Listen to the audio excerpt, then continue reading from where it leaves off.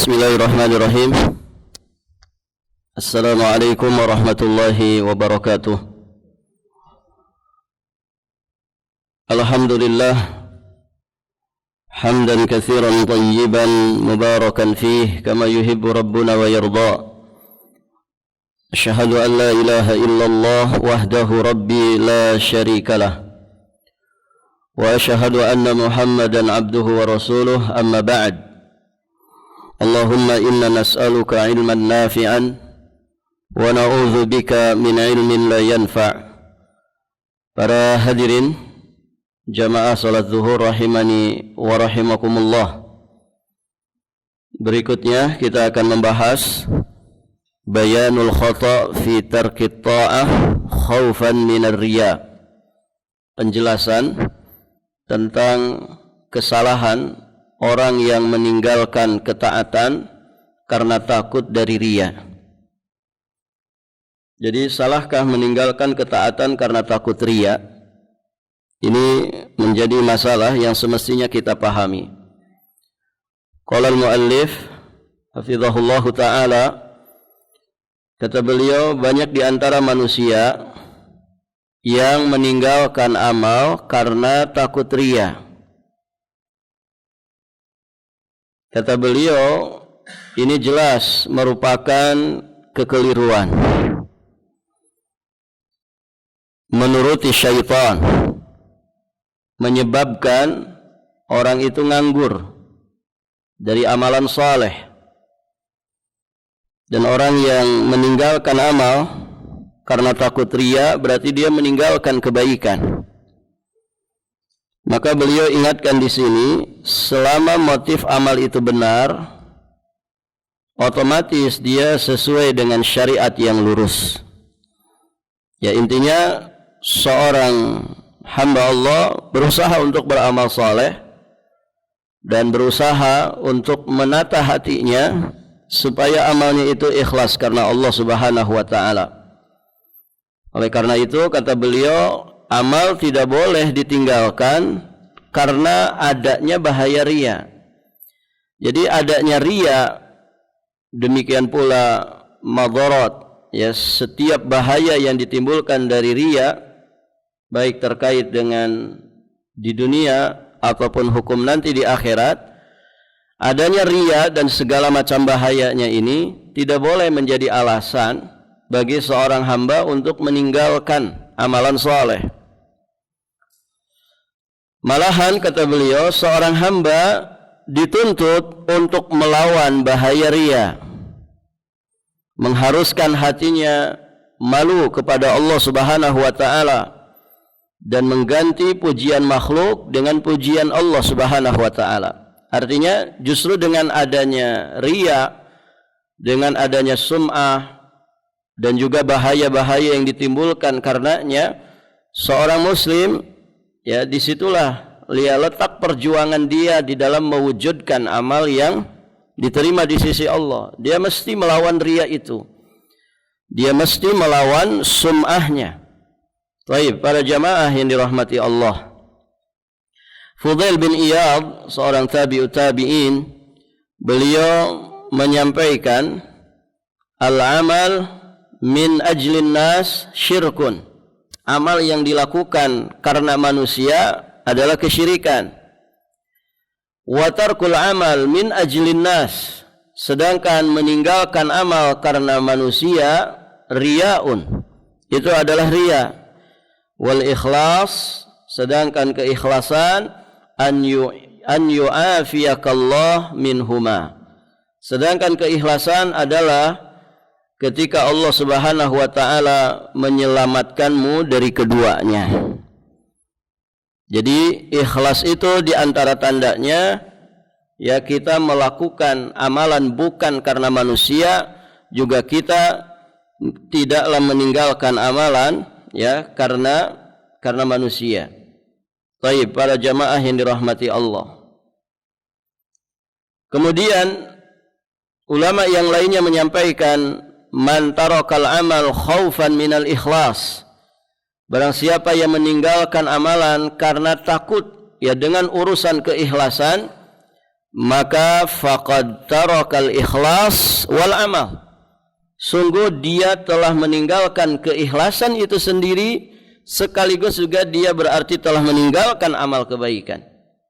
Baik, para jamaah yang dirahmati Allah, ini salah satu di antara tipu daya syaitan ya kepada manusia, ya supaya mereka tidak jadi melakukan amal saleh, maka mereka dibuat khawatir, dibuat takut hatinya dari yang namanya riya, dari yang namanya sum'ah, sehingga akhirnya mereka meninggalkan amalan tersebut karena takut riya dan sum'ah.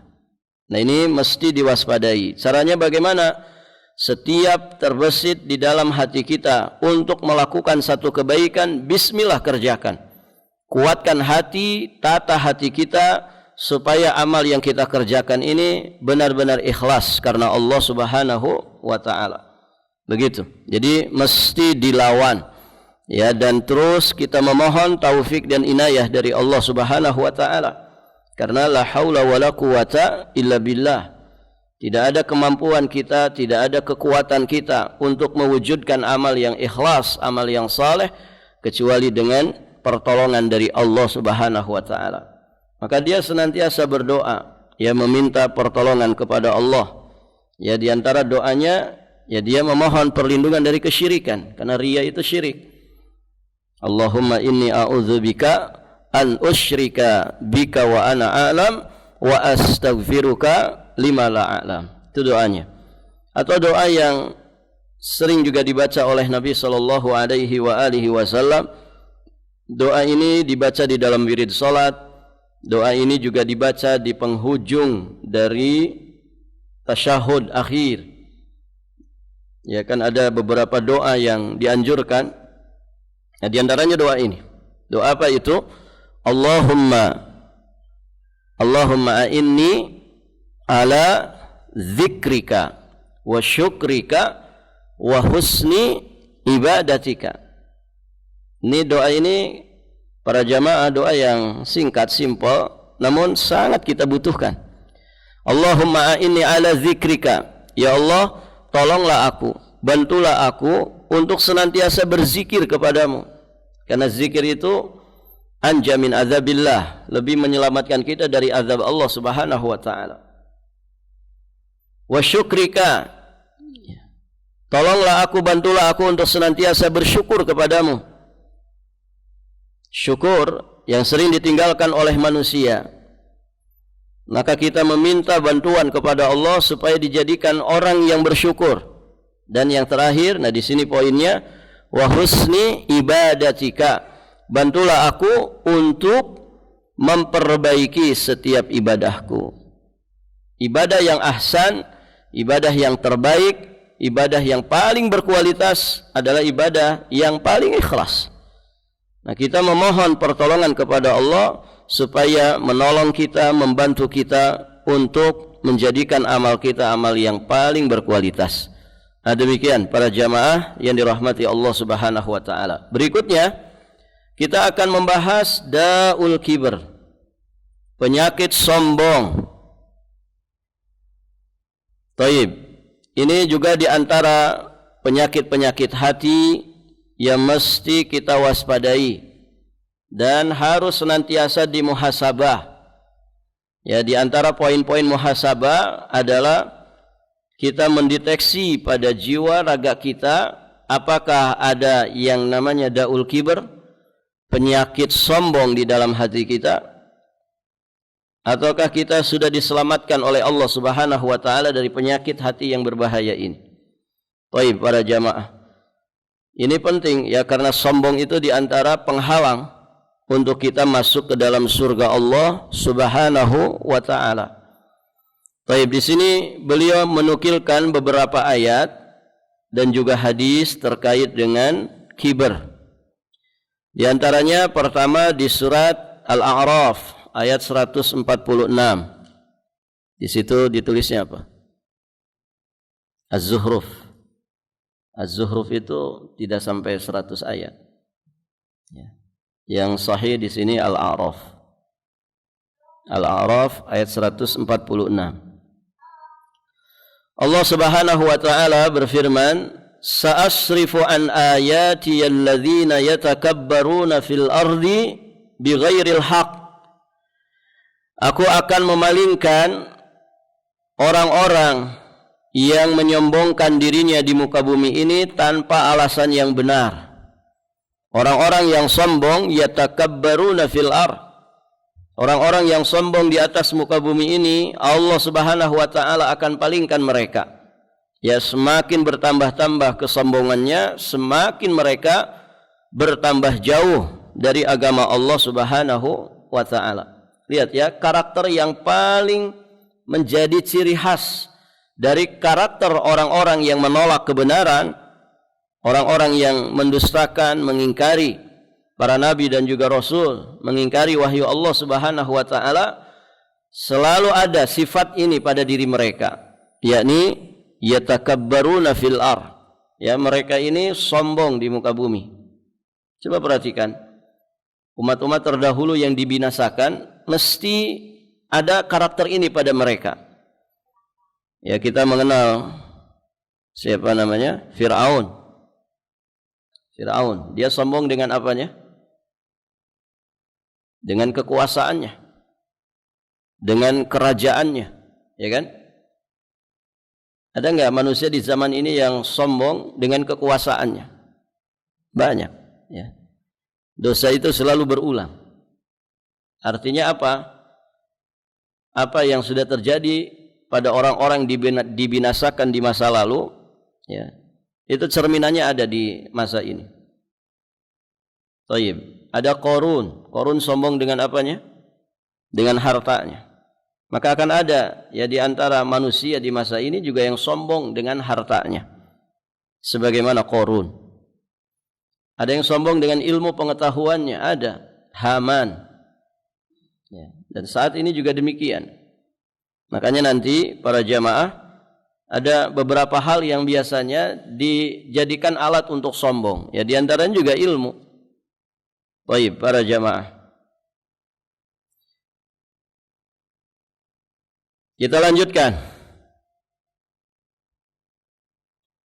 Allah Subhanahu wa taala juga berfirman di surat Ghafir ayat 35. Kadzalika yatba'u Allah ala kulli qalbi mutakabbirin jabbar.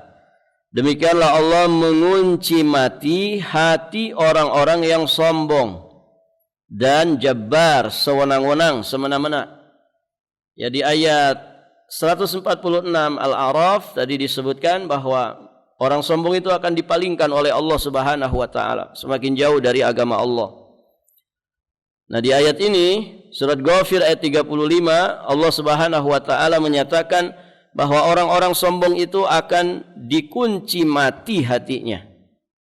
Allah mengunci mati hati orang-orang yang sombong dan semena-mena. Na'udzubillah, para hadirin, dikunci mati hati itu akhir dari segala-galanya. Orang kalau sudah dikunci mati hatinya, berarti ya hatinya hati yang mayyit, hati yang mati. Maka jasadnya yang hidup, sehat afiat, itu tidak ada manfaatnya bagi dirinya kalau hatinya sudah hati mati. Makanya tidak ada rasa kebaikan pada dirinya. Taib, mati rasa. Dia sudah tidak lagi bisa menangkap, merasakan sinyal-sinyal dari keburukannya, dari kekufurannya. Dan itu sejatinya adalah bangkai-bangkai yang berkeliaran di atas muka bumi ini. Kemudian di ayat yang lain Allah menyatakan di surat An-Nahl ayat 23, innahu la yuhibbul mustakbirin. Sesungguhnya Allah tidak menyukai orang-orang yang sombong. Baik, kalau Allah tidak suka maknanya apa? Allah murka. Lawan dari suka murka. Lawan dari cinta adalah benci. Berarti Allah membenci, memurkai orang-orang yang bersikap sombong. Di ayat yang lainnya, masih di surat Ghafir ayat yang ke-60, Allah Subhanahu wa taala berfirman, innal ladzina yastakbiruna an ibadati sayadkhuluna jahannama dakhirin. sesungguhnya orang-orang yang menyombongkan diri dari menyembahku, maksudnya dari berdoa kepadaku, tidak mau berdoa kepada Allah, tidak mau beribadah kepada Allah. Apa balasan bagi mereka? Sayadkhuluna jahannama dakhirin. Maka kelak mereka akan masuk ke dalam neraka jahanam dalam keadaan hina dina. Ini yang disebut dengan al-jaza' min jinsil amal. Ya, balasan itu sekadar dengan amal perbuatan. Ini yang disebut dengan jazaan wifaqan, balasan yang setimpal bagi orang-orang sombong. Orang sombong itu, ikhwan, ya, namanya sombong berarti merasa di atas, merasa tinggi dalam hal yang dia sombongkan. Nanti macam-macam. Kalau sombong dengan ilmunya berarti dia merasa ilmunya paling tinggi. Kalau dia sombong dengan harta kekayaan berarti dia merasa paling kaya. Baik, para jamaah. Intinya orang sombong itu orang yang merasa tinggi di atas orang lain. Itu sombong. Bahkan ya, sombong yang terbesar adalah sombong di hadapan Allah. Padahal Allah Al-Ali, Al-Muta'ali, Al-A'la. Ya, Allah itu maha tinggi. Kalau manusia sombong merasa lebih tinggi dari Allah Azza wa Jalla, sampai kemudian Allah dilawan, Allah diperangi, na'udzubillah, maka balasan setimpal bagi orang yang seperti itu Allah hinakan. Karena dia sombong, ulu, merasa tinggi ketika di dunia ini, maka balasannya Allah hinakan sehina-hinanya di tempat yang paling hina, namanya neraka. Ya, neraka itu tempat yang di bawah, tempat paling hina, sedangkan surga di atas. Baik, para jamaah yang dirahmati Allah, sayadkhuluna jahannama dakhirin. Kelak mereka akan dimasukkan ke dalam neraka jahanam dalam keadaan yang hina dina. Ya, masuknya saja sudah masuk dengan model yang menghinakan dirinya. Orang masuk neraka itu dipersilahkan dengan baik atau gimana? Tidak, ya. Yang disambut dengan penyambutan istimewa itu hanya orang-orang yang masuk surga. Orang-orang yang masuk neraka, ya, dipersilahkan itu bukan dipersilahkan bentuknya penghormatan, enggak. Ya. Ada yang kemudian didorong dengan sangat kuat dari belakang. Apa bahasanya? Ya. Bahasa didorong dari belakang dengan sangat kuat itu apa namanya? Kalau orang barat bilang dijongklokeun, ya. Orang Jawa Barat didorong dengan sangat kuat dari belakang. Kalau bahasa sini apa? Ya, pokoknya begitulah, ya. Biasanya ada istilahnya itu. Kan ada cuman didorong, ada cuman di body kalau dalam bahasa main bola itu kan. Nah, ada yang didorong dari belakang dengan sangat kuat. Nah, itu nanti model-model orang dimasukkan ke neraka itu begitu. Ada yang kemudian disungkurkan wajahnya, ya, diseret wajahnya, begitu. Artinya masuknya saja sudah dalam keadaan yang hina dengan tata cara yang sangat menghinakan. Enggak ada hormat-hormatnya sedikit pun, enggak ada. Itu baru masuknya aja udah modelnya begitu. Bagaimana lagi sudah kalau dia sudah masuk di dalam api neraka. Baik, para jamaah yang dirahmati Allah. Nah, itu balasan setimpal karena mereka bersikap sombong, berlaku sombong ketika di alam dunia. Nabi SAW menyatakan di riwayat Imam Muslim, al-kibriya ridai wal azamatu izari. Faman naza'ani wahidan minhuma alqaituhu fi nari jahannam wala ubali. Allah berfirman, al-kibriya, kesombongan itu adalah ridai, selendangku, pakaianku. Sedangkan keagungan adalah sarungku. Barang siapa yang hendak menentangku,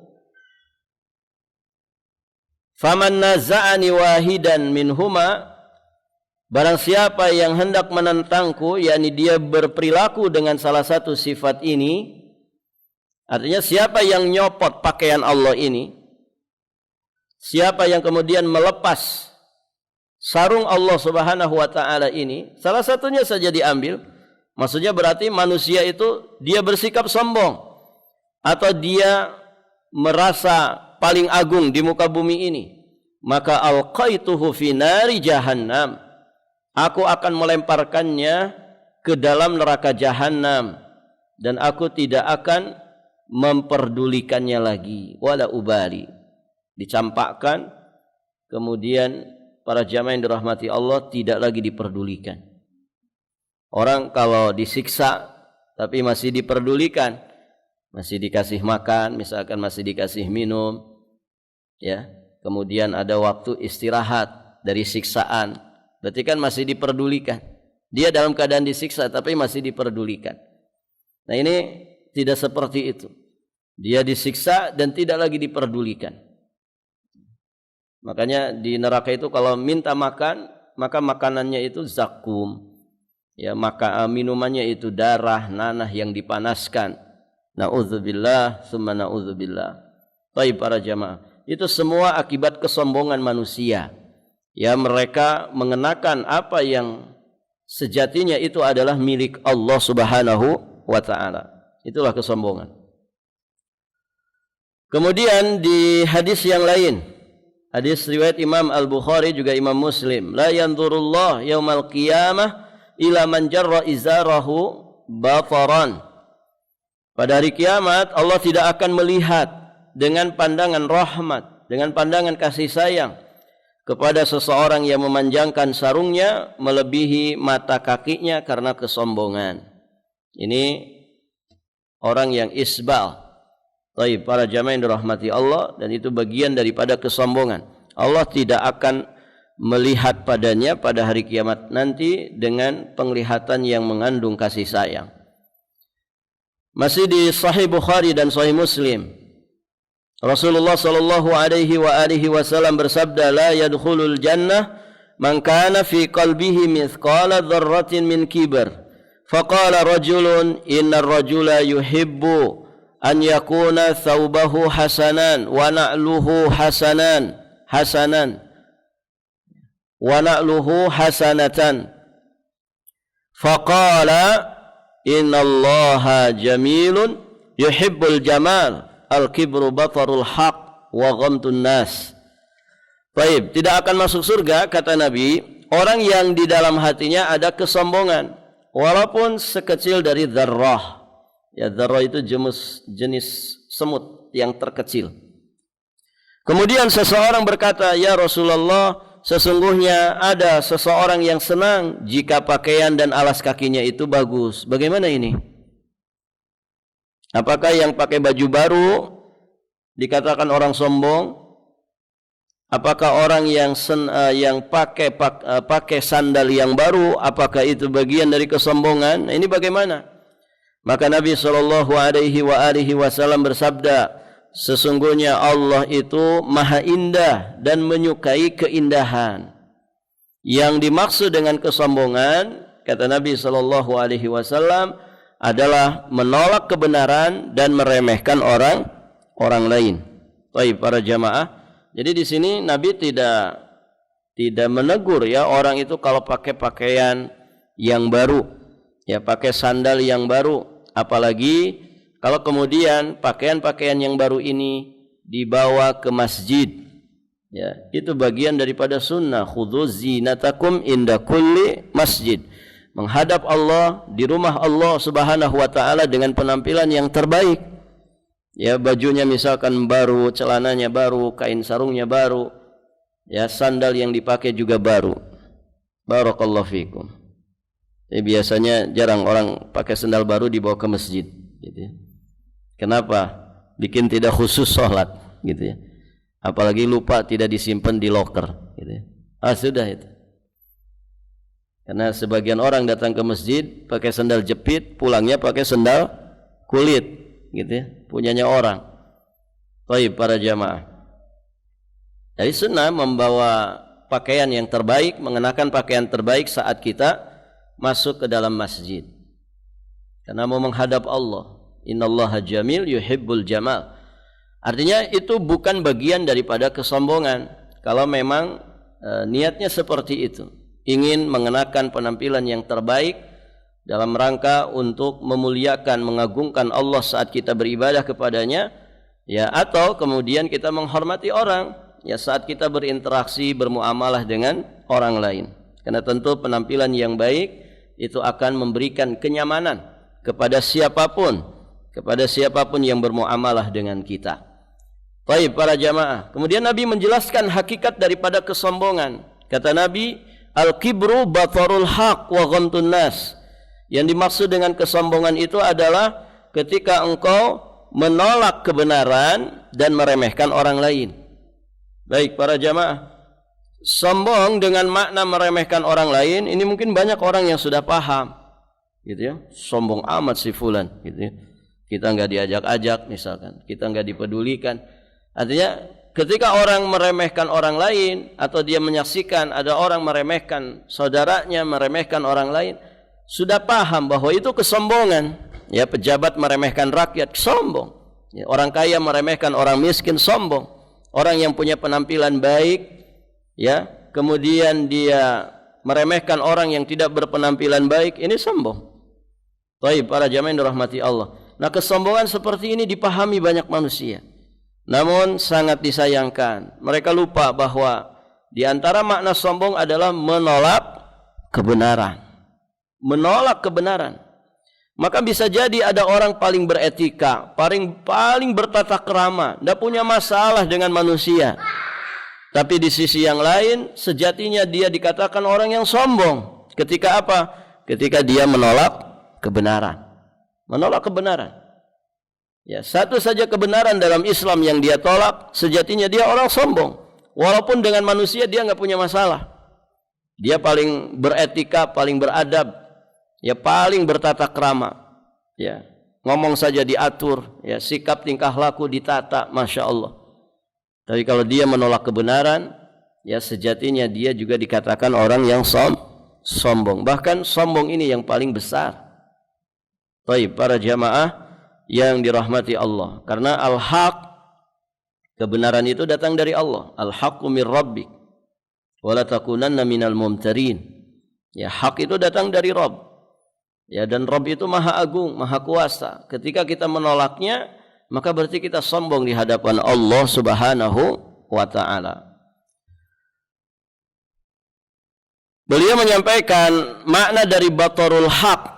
Dalam hadis tersebut maksudnya adalah tidak mau menerima kebenaran, menolak kebenaran dan memandangnya dengan remeh karena dia merasa tinggi, merasa besar. Waliyadzubillah. Meremehkan kebenaran itu juga bagian dari kesombongan. Sedangkan wa ghamtun nas, meremehkan manusia, maksudnya memandang remeh dan hina mereka. Maka ya sebetulnya obat dari kesombongan itu, ya, kita melakukan yang kebalikan dari makna sombong ini. Jangan menolak kebenaran, berarti taslim. Tadzallul wal khudu wat taslim. Tunduk, patuh, dan kita pasrah menyerah kepada kebenaran yang datang dari Allah Rabbul Alamin. Itu pertama. Kemudian yang kedua, tawadhu'lah di hadapan manusia. Tawadhu di hadapan manusia, ya, rendah hati. Jangan merasa tinggi di hadapan manusia. Al-Imam Al-Hasanul Basri memberikan resep. Ya, supaya kita bisa tawadhu. Tawadhu itu kan lawan sombong. Dengan kata lain, supaya kita tidak sombong di hadapan manusia, caranya bagaimana?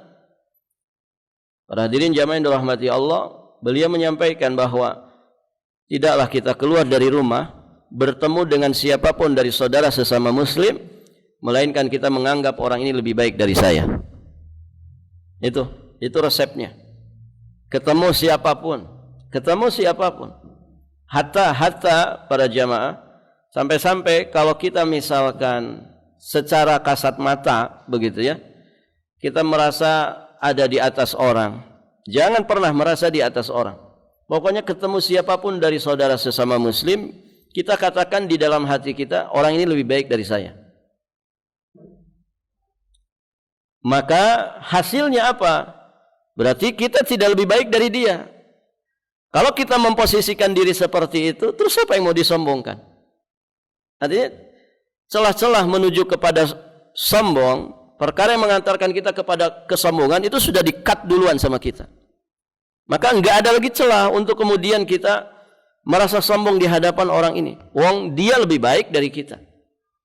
Orang itu kan akan merasa sombong ketika merasa lebih baik, kan begitu. Kenapa setan sombong, iblis sombong di hadapan Allah, kemudian di hadapan malaikat, di hadapan Nabiullah Adam alaihi salam? Karena dia merasa lebih baik. Ana khairum minhu. Begitu kan? Ana khairum minhu. Saya lebih baik dari Adam. Ini kalau ada kalimat saya lebih baik dari Adam, maka ini bibit-bibit yang mengarahkan kepada kesombongan itu ada pada dirinya. Artinya kalau sudah bicara seperti itu, ana khairum minhu, ini sangat rawan terjatuh ke dalam kesombongan. Maka kata Imam Al-Hasan Al-Basri, katakan pada diri kita, fulan khairum minni. Ya, dia lebih baik dariku. Ya, orang ini lebih baik dariku. Jadi bukan kita yang lebih baik dari dia, tapi orang ini yang lebih baik dariku. Maka sudah, ini menjadi lawannya. Menjadi lawannya. Dan itu cara untuk kita mengkat kesombongan yang ada pada diri kita. Kenapa ikhwan? Karena nggak ada dalil kita itu lebih baik dari orang lain. Apa dalilnya? Apa dalil kita lebih baik dari orang? Siapa yang punya bukti? Ustaz, ana lo udah ngaji sunnah. Ya. Penampilan ana ini penampilan sunnah, misalkan. Oh, dia nggak ada penampilan sunnahnya. Taib. Ana sholat ke masjid. Oh, dia nggak pernah kelihatan sholat. Barakallahu fikum. Taib. Itu kan dari sisi zahir. Paham maksudnya? Apakah menilai orang itu dari sisi zahir saja? Iya, kalau kita sebagai manusia hukum di dunia. Menilai orang ya dari zahir saja. Ada bab tentang itu di Riyadhus Shalihin. Ijra'un nas ala ahkami zahir. Ya. Taib, para jamaah. Tapi kan menilai orang bukan hanya zahirnya saja. Nanti hukum orang itu juga dinilai dari sisi batinnya. Nah, yang jadi masalah, batinnya dia, aslinya dia yang tidak kasat mata oleh kita seperti apa? Ini yang nggak tahu. Ini yang kita nggak tahu. Kalau dia nggak kelihatan di masjid misalkan, kan bisa jadi dia berjamaahnya di masjid lain. Ya tidak ikhwan? Bisa jadi. Nggak ada bukti. Ya kita nggak bisa membuktikan itu. Barakallahu fikum. Taruhlah. Dia tidak tidak mengamalkan seperti apa yang kita amalkan. Baik, apa ada jaminan amal kita beneran diterima di sisi Allah? Enggak ada juga jaminan. Enggak ada jaminan. Taruhlah dia tidak beramal, kita beramal. Dia tidak baca Quran, kita baca Quran. Baik. Ya, pertanyaan berikutnya, apakah bacaan Quran kita ini diterima di sisi Allah? Atau justru bacaan Quran kita itu menjadikan kita ujub di hadapan manusia? Nah ini, artinya nggak ada dalil pasti, nggak ada dalil yang menguatkan kita lebih baik dari orang, nggak ada dalilnya. Taib, Ustaz, oh dia ini orang bejat asli, semua orang tahu bejat.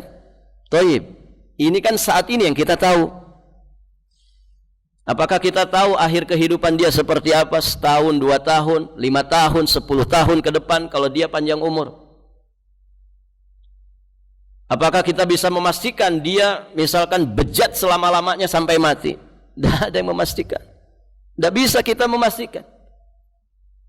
Iya, kita melihat dia saat ini seperti itu. Dan saat ini kita seperti ini. Taib, 5 tahun ke depan keadaan bisa berbalik. Bisa jadi dia akhirnya hijrah, taubat kepada Allah.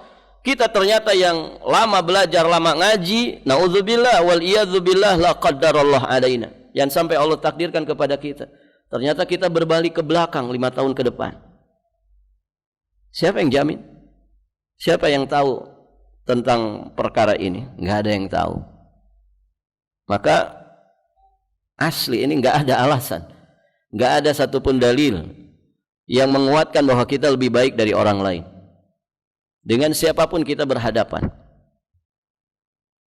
Nah, ini terapi hati supaya kita itu tidak sombong di hadapan manusia. Makanya di kesempatan yang lain, ya, sebagian penjelasan menyatakan kalau kita ketemu, bahkan ketemu orang yang lebih muda dari kita, jangan sombong di hadapan, ya bahasa kitanya junior. Jangan sombong di hadapan junior, mentang-mentang kita senior. Kenapa? Ya, karena para jamaah yang dirahmati Allah, bisa jadi junior itu lebih baik dari kita yang senior. Maka supaya tidak memandang remeh dia, supaya kita selamat dari kesombongan, ketika ketemu junior sampaikan, katakan di dalam hati kita, saya lebih dulu dalam kemaksiatan daripada kamu, maka kamu lebih baik dari saya. Ya kan? Mohon maaf nih, anak-anak kecil begini nih, yang belum balik, sudah punya dosa belum? Belum kan? Belum punya dosa.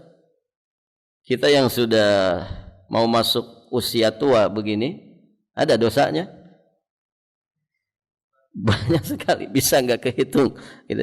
Sedangkan mereka ini belum punya dosa, ya.